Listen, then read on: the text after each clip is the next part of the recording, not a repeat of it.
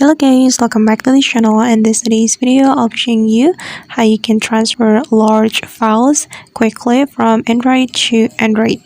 Okay, first of all, you can open your file manager on your Android phone. Then you're going to select your file.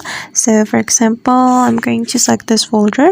Then let's say that this is my large file. So we can select the file, then we can click on share.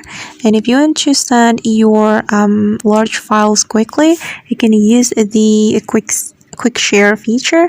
You just need to tap on a quick share, then you can read the instruction right here. Make sure the recipient has quick share turned on in the quick panel and their screen is on.